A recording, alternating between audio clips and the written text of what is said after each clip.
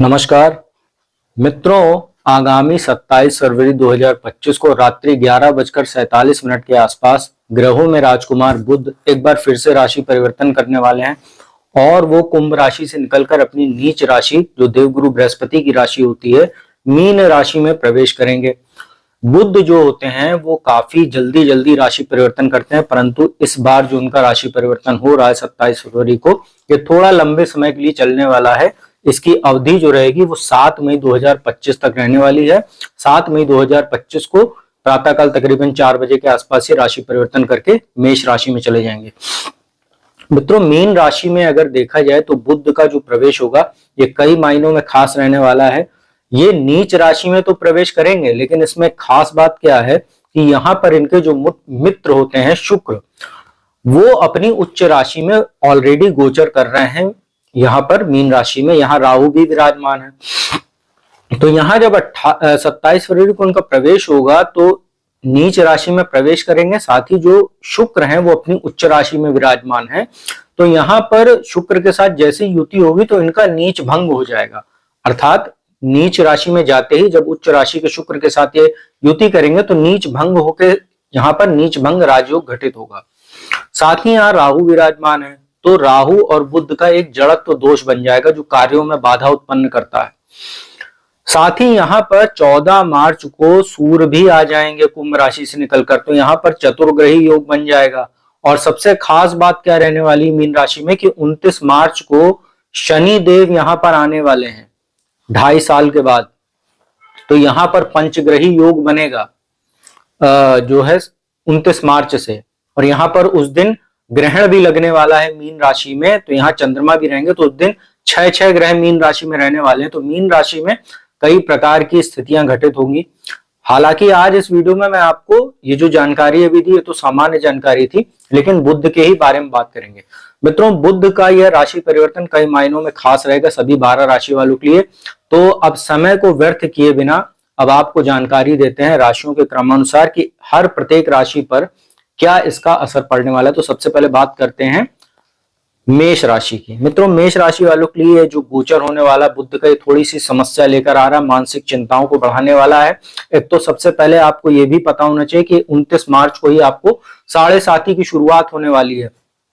ऐसे में द्वादश भाव में बुध का जाना, तीसरे और छठे भाव के स्वामियों का यहाँ पर एक विपरीत राजयोग बन रहा है, नीच भंग राजयोग भी रहेगा। लेकिन द्वादश भाव में शुक्र को अगर छोड़ दिया जाए तो कोई भी ग्रह बहुत अच्छा परिणाम नहीं देता है।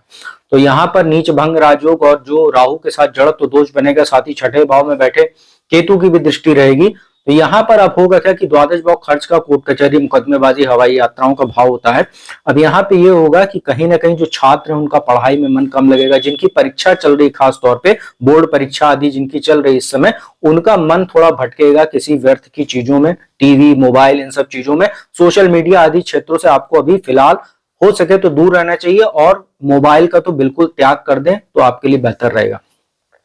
खर्चों में थोड़ी अननेसेसरी बढ़ोतरी हो सकती है। शत्रु वगैरह भी आपको परेशान कर सकते हैं। साथ ही जो पुराने कोई गुप्त शत्रु वो भी आपको हानि पहुंचा सकते हैं, इसका ध्यान रखिएगा। छठे भाव पर दृष्टि रहेगी तो अननेसेसरी खर्चों की वजह से आपको कहीं ना कहीं कर्ज वगैरह भी लेना पड़ सकता है, जिससे आपको बचना चाहिए। क्रेडिट कार्ड वगैरह की जो है आप कहीं ना कहीं लिमिट से ज्यादा भी खर्च कर सकते हैं। तो ये सब चीजों का आप ध्यान रखिएगा। अननेसेसरी खर्चे से जितना बचेंगे, जितना बजट बना के चलेंगे, उतना ही आपके लिए बेहतर रहेगा। नहीं तो राहु के साथ युति, शुक्र के साथ युति, शुक्र भी द्वादश भाव में व्यक्ति को भोग विलास की ओर आकर्षित करते हैं। धन आएगा भी और उसी की मात्रा में चला भी जाएगा। सेविंग आपकी तकरीबन इस गोचर के दौरान समस्या हो सकती है सेविंग करने में। साथ ही आपका जो आत्मविश्वास भी है काफी डाउन रहेगा, क्योंकि तीसरे के स्वामी होकर द्वादश में रहेंगे। और छोटे भाई बहनों के स्वास्थ्य का ध्यान रखिएगा, साथ ही उनके संबंधों का ध्यान रखिएगा। और अननेसेसरी ट्रैवल करने से पूरे गोचर के दौरान बचिए तो आपके लिए ज्यादा बेहतर रहेगा, क्योंकि धन भी आपका व्यर्थ हो सकता है और कोई फायदा भी नहीं होगा। हो सकता है कोई दुर्घटना आदि की योग भी बन जाए, क्योंकि आगे जाके जब सूर्य और शनि की भी युति यहाँ होगी तो ये आपके लिए तमाम तरह की चुनौतियों को भी बढ़ाएगा, जिसके बारे में जब आगे ग्रहों की स्थितियां बदलेंगी उस हिसाब से बातें की जाएंगी। मित्रों, दूसरी राशि वृषभ की बात करते हैं। देखिए, आपके लिए तो ये पूरा वर्ष ही सबसे अच्छा है और वृषभ राशि उन भाग्यशाली राशियों में से एक है जिसके लिए इस समय हर प्रकार के प्रतिकूल स्थिति भी अनुकूल बनी हुई है। आपके लाभ भाव में बुध जा रहे हैं, धनेश और पंचमेश होकर। तो धनेश का लाभ भाव में जाना, नीच राशि में जा रहे हैं, लेकिन यहाँ पर आपके राशि के स्वामी के साथ नीच भंग राजयोग भी हो रहा है, शुक्र बैठे हुए हैं, राहु भी हैं, शनि भी आएंगे 29 मार्च को, सूर्य भी आ जाएंगे। तो यहाँ तो लाभ के घर में तो वैसे भी सभी ग्रह लाभ ही देते हैं, तो आपको धन की अच्छी जो है प्राप्ति हो सकती है। थोड़ा बहुत आपके अपेक्षा के अनुरूप जो है धन आपके पास हो सकता हो ना आए, लेकिन धन आपके पास बराबर मात्रा में आएगा। संतान के स्वास्थ्य का, उसके साथ संबंधों का थोड़ा ध्यान रखिएगा। अगर देखा जाए तो ससुराल पक्ष से भी आपको कोई आर्थिक लाभ संभव है, अचानक धन लाभ भी आपको हो सकता है। जो लोग शेयर मार्केट आदि में निवेश करते हैं उनको थोड़ा सतर्क रहना चाहिए, अननेसेसरी और जल्दीबाजी में लिया गया कोई भी इन्वेस्टमेंट थोड़ा बहुत आपको नुकसान पहुंचा सकता है। और थोड़ा वाणी पर अपने संयम बरतिएगा, वाणी संबंधित जो लोग काम करते हैं उनको थोड़ा सा सतर्क रहना है, क्योंकि यहाँ पर बुध वाणी के स्वामी होकर नीच हो रहे हैं, तो कोई लाभ का अवसर आपके हाथ से आते आते जा सकता है आपकी गलत वाणी की वजह से, इसका आप ध्यान रखिएगा। ओवरऑल गोचर आपके लिए बहुत शानदार है। मित्रों, बुध की राशि मिथुन की बात करते हैं। आपके लग्नेश और चतुर्थेश होते हैं और दशम भाव में नीच राशि में बैठेंगे। यहाँ पर नीच भंग हो रहा है, शुक्र भी बैठे हुए मालव में महापुरुष राजयोग में, लेकिन यहाँ जड़त्व दोष भी है राहु का, 4th हाउस में केतु से दृष्टि संबंध है।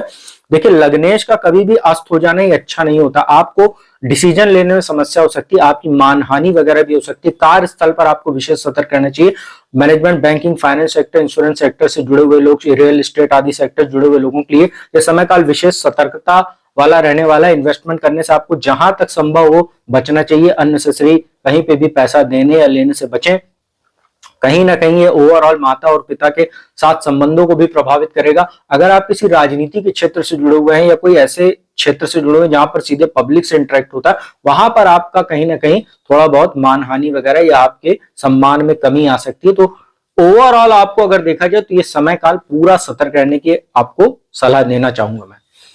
मित्रों, बात करते हैं कर्क राशि की। कर्क राशि वालों के लिए वैसे भी समय कोई बहुत अच्छा भी 29 मार्च तक तो नहीं है, हालांकि शनि अस्त हो जाएंगे 28 फरवरी को, थोड़ा बहुत ढैया में आपको राहत जरूर मिलेगी, लेकिन अभी भी स्थितियां आपके लिए कोई बहुत अच्छी नहीं 29 मार्च तक। बुध छठे और माफ कीजिएगा तीसरे और द्वादश के स्वामी होते हैं आपके लिए और भाग्य स्थान में अस्त हो रहे हैं। यहाँ अच्छी बात यह है कि शुक्र यहाँ उच्च राशि में बैठे हुए हैं, तो भाग्य में आपको कहीं ना कहीं सहयोग दे रहा है और बुध का भी नीच भंग हो रहा है। देखिए, विदेश संबंधी अगर कोई काम करते हैं, विदेश यात्रा करना चाह रहे हैं, उन लोगों के लिए थोड़ा बहुत अच्छा है, क्योंकि यहाँ शुक्र का सपोर्ट मिल रहा है और राहु भी भाग्य स्थान में बैठते हैं, तो व्यक्ति को कहीं ना कहीं लंबी दूरी की यात्रा वगैरह का योग बना देते हैं, क्योंकि तीसरे भाव पर दृष्टि, तीसरा भाव भी यात्राओं का होता है। वहां केतु भी बैठे हुए हैं, स्थान वृद्धि कर रहे हैं। तो यहां पर आपको ये ध्यान रखना, थोड़ा बहुत आपके आत्मविश्वास में थोड़ी सी कमी देखने को जरूर मिल सकती है। पिता के साथ कुछ संबंध में मतभेद आ सकते हैं, छोटे भाई बहनों के स्वास्थ्य वगैरह का, उनके साथ संबंधों का आपको ध्यान रखना होगा और अननेसेसरी खर्चे से आपको थोड़ा बचना चाहिए, अननेसेसरी ट्रैवल से आपको बचना चाहिए।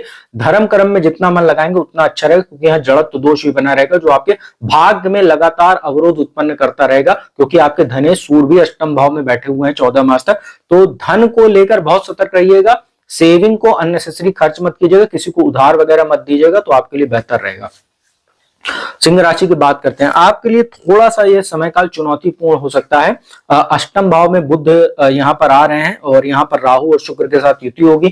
थोड़ा हेल्थ इश्यू हो सकता है, धन संबंधी कुछ चिंता हो सकती है, अचानक आपको धन लाभ भी हो सकता है शेयर मार्केट आदि से, लेकिन कहीं भी इन्वेस्टमेंट करने से आपको बचना चाहिए। पैतृक संपत्ति जुड़ा मामला चल रहा है, उसमें भी कुछ समस्या आपको देखने को मिलेगी और ससुराल पक्ष से भी कुछ संबंध प्रभावित हो सकते हैं। वैवाहिक जीवन में भी समस्या आ सकती है, क्योंकि अष्टम भाव जो होता है आफ्टर मैरिटल लाइफ का भी होता है। तो यहां पर आपको ये ध्यान रखना है, कोई भी नया काम करते हैं, कोई भी काम करने जा रहा है, अच्छे से रिसर्च कर कीजिए, तो आपके लिए अच्छा रहेगा। साथ ही जो लोग रिसर्च के क्षेत्र से जुड़े हुए हैं या पीएचडी वगैरह कर रहे हैं, उनके लिए थोड़ा समय काल ठीक हो सकता है, लेकिन ओवरऑल अगर देखा जाए तो लाभेश होकर यहाँ अष्टम भाव में लाभ में थोड़ी कमी रहेगी, क्योंकि लाभेश होकर नीच हो रहे हैं और कहीं ना कहीं हेल्थ इश्यू भी आएगा, क्योंकि शुक्र राहु भी बैठे हुए हैं। कामों में बाधा आपके देखने को मिलेगी, आपको काम में लगातार अवरोध देखने को मिलेगा। यही एक समस्या यहाँ पर बुध दे सकते हैं, इसका आप ध्यान रखिएगा। और वाणी संबंधित काम करने वालों को अपने वाणी पर थोड़ा सा लगाम लगाने की आवश्यकता रहेगी। ओवर स्मार्टनेस, ओवर कॉन्फिडेंस से बचें तो आपके लिए बेहतर रहेगा, वरना नौकरी आदि की भी छूटने की संभावना ये बना देगा बुध अष्टम में। मित्रों, कन्या राशि की बात करते हैं। आपके लिए भी लग्नेश होते हैं, दशमेश होते हैं, सप्तम भाव में नीच के हो रहे हैं। वैवाहिक जीवन में कुछ समस्या आ सकती है, पति पत्नी में आपस में कोई मतभेद हो सकता है। दशमेश होकर सप्तम भाव में नीच हो रहे हैं व्यापार के भाव में, तो व्यापार में बड़े डिसीजन लेने से बचिएगा, बड़े इन्वेस्टमेंट से बचिएगा। 7 मई तक तो आपके लिए बेहतर रहेगा। कोई भी काम कीजिएगा अच्छे से रिसर्च करके कीजिएगा। लग्नेश होकर सप्तम भाव में अस्त हो रहे हैं, वापस अपनी उच्च राशि को देख रहे हैं। थोड़ा बहुत भ्रम की स्थिति भी आपको हो सकती है, तो कोई भी बड़ा निर्णय लेने से पहले अच्छे से अपने जो आसपास के जो सलाहकार वगैरह जो आपके बहुत शुभ चिंतक होते हैं उनसे सलाह वगैरह ले लीजिएगा। साथ ही यह जो बुध है सप्तम भाव में बैठा हुआ है, ये वैवाहिक जीवन और बिजनेस दोनों में कुछ ना कुछ डिस्टर्बेंस और फ्लक्चुएशन जरूर ये क्रिएट करेगा, इसका आप ध्यान रखिएगा बस। बाकी ओवरऑल आपके लिए मैनेज वाली स्थिति है, क्योंकि यहाँ भाग्येश और धनेश शुक्र साथ में बल दे रहे हैं बुध को। तुला राशि की बात करते हैं, छठे भाव में बुध का नीच हो जाना है, यहाँ पर वैसे भी कमजोर होते हैं। परीक्षा की तैयारी करने वाले जो छात्र हैं उनके लिए समस्या हो सकती है, इंटरव्यू आदि में आपको आशानुरूप सफलता नहीं मिल सकती। जिनकी परीक्षा चल रही उनको कुछ भटकाव की स्थिति हो सकती है, पुराना कर्ज वगैरह लिया हुआ उसको चुकाने में समस्या हो सकती है। साथ ही किसी भी प्रकार का नया कर्ज लेने से बचे, किसी को उधार वगैरह देने से बचे, कोई माफ कीजिएगा, आंखों में भी कुछ समस्या हो सकती है, स्किन इन्फेक्शन वगैरह होना, कुछ वायरल फीवर वगैरह जैसी संभावना भी आपको बन सकती है। साथ ही द्वादश पर दृष्टि रहेगी, तो कोर्ट कचहरी से जुड़े हुए मामले जिनके चल रहे हैं उनको यह बुध समस्या दे सकता है। साथ ही किसी नए लीगल मामले में भी फंसने की संभावना बन सकती है, क्योंकि यहाँ राहु के साथ भी दृष्टि एक साथ पड़ रही है। शुक्र राहु बुध की जो युति है, किसी के साथ आप ब्लैकमेलिंग आदि के भी शिकार हो सकते हैं। तो सोशल मीडिया आदि पर अननोन लोगों से किसी भी प्रकार का इंटरेक्शन करते हुए बहुत सतर्क रहिए। कोई भी प्राइवेट फोटो या चैटिंग करने से बचिए, तो आपके लिए बेहतर रहेगा। वृश्चिक राशि की बात करते हैं, पंचम भाव में नीच के हो रहे हैं, संतान को लेकर कुछ चिंता हो सकती है। साथ ही कुछ बुद्धि में भी आपके कुछ भ्रामकता आ सकती है। लव रिलेशनशिप वगैरह के लिए भी समय बहुत अच्छा नहीं कह सकते हैं। प्रपोज आदि करने से आपको बचना चाहिए, या अच्छा समय देखकर ही कोई काम कीजिएगा, क्योंकि पंचम भाव में राहु भी बैठे हुए हैं, बुद्धि को लगातार भ्रमित करेंगे।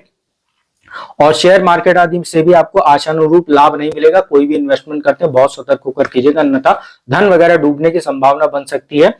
क्योंकि यहाँ पर जो बुध है वो आपके लिए अष्टम भाव के भी स्वामी बनते हैं, तो संतान को लेकर लगातार आपको चिंता देखने को मिल सकती है। तो ओवरऑल अगर देखा जाए, वैसे भी शनि की ढैया आपको चल रही है, समय अनुकूल नहीं है। धनु राशि की बात करते हैं, सप्तमेश और दशमेश और फोर्थ हाउस में नीच के हो रहा है।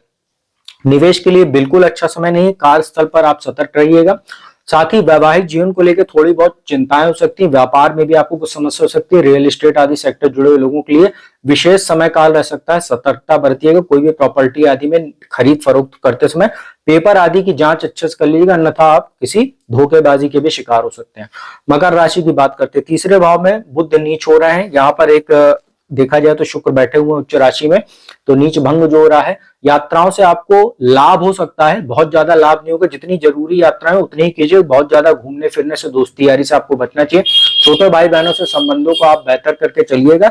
भाग्य में थोड़ा सा आपको अवरोध मिलेगा, पिता की ओर से भी आपको कहीं ना कहीं बहुत अच्छा सपोर्ट नहीं मिलेगा इस गोचर के दौरान, तो इसका आप ध्यान रखिएगा।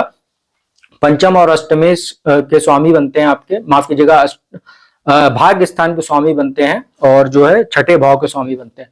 तो यहाँ विपरीत राजयोग भी बना हुआ है, तो ओवरऑल आपको शुक्र सपोर्ट दे रहे हैं, तो ठीक है। भाग्य आपका लगातार बेहतर इसलिए होता जा रहा है क्योंकि अब शनि आपकी तीसरे भाव में आएंगे और 29 मार्च को 7:30 से आप मुक्त हो जाएंगे, तो समय आपकी बेहतर हो रहा है। लेकिन बुद्धि की स्थिति ओवरऑल मिक्स है, बहुत ज्यादा अच्छी नहीं है। कुंभ राशि की बात करते हैं, आपके लिए पंचम भाव और अष्टम भाव के स्वामी और धन भाव में नीच के हो रहे हैं। धन संबंधित समस्या आपको कुछ हो सकती है, लेकिन यहाँ शुक्र का बल जो मिल रहा है भाग्यवश होकर, तो भाग्यवश आपके पास धन आता रहेगा। लेकिन आपको ससुराल पक्ष से अपने संबंधों को बेहतर रखना होगा। वाणी में कुछ ओवर कॉन्फिडेंस और ओवर स्मार्टनेस से आपको बचना चाहिए। सोच समझ के अपनी बातों को सामने वाले के सामने रखिए, नहीं तो स्थितियां आपके लिए थोड़ी सी समस्यापूर्ण हो सकती है। शनि आपके लग्न में है और शश महापुरुष राजयोग जरूर बना हुआ है, लेकिन स्थितियां अभी भी 7.5 का मध्यम चरण चल रहा है। तो ओवरऑल अगर देखा जाए तो कुछ हेल्थ इशू, आंखों में समस्या, वाणी संबंधित कुछ समस्या आपको हो सकती है। वाणी संबंधित काम करने वालों को सतर्क रहना चाहिए, अन्यथा नौकरी वगैरह छूटने की भी संभावना बन जाएगी। अंतिम राशि मीन की बात करते हैं, चतुर्थेश और सप्तमेशों का लग्न में ही नीच हो रहा है। डिसीजन लेने में आपको समस्या हो सकती है। प्रॉपर्टी आदि में निवेश के लिए अच्छा समय बिल्कुल नहीं है। जनता से जुड़ा हुआ कोई भी काम आप करते हैं, आपको सतर्क रहना चाहिए, मान हानि की भी संभावना बनेगी। साथ ही सप्तमेश होकर लग्न में नीच हो रहा है, तो वैवाहिक जीवन में, बिजनेस में भी फ्लक्चुएशन या बुद्धि देने का काम करेगा। ओवरऑल अगर देखा जाए तो आपके लिए स्थितियां बिल्कुल अच्छी नहीं कह सकती, क्योंकि आपको 7.5 का प्रथम चरण चल रहा है और 29 मार्च को लग्न में ही शनि आ जाएंगे। तो सेकंड फेज जो शुरू होगा, यहां से और ज्यादा स्थितियां आपके लिए थोड़ी सी चुनौतीपूर्ण होना शुरू हो जाएंगी, तो आप अभी से सतर्क रहिए। तो मित्रों, यह था बुध का जो मीन राशि में प्रवेश होने वाला है 27 फरवरी से 7 मई तक, उसका क्या प्रभाव पड़ेगा सभी 12 राशियों पर।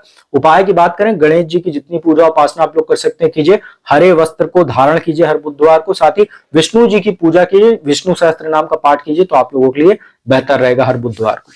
तो मित्रों, उम्मीद करता हूँ वीडियो आपको अच्छी लगेगी। अच्छी लगे उसको लाइक, कमेंट, शेयर कीजिए। कुंडली विश्लेषण के लिए नंबर डिस्क्रिप्शन पर अवेलेबल है, उस पर संपर्क कर सकते हैं। अब मैं अपने वाणी को यही विराम देता हूँ, अगली वीडियो में आपको जल्दी मिलूंगा, तब तक के लिए ओम नमः शिवाय।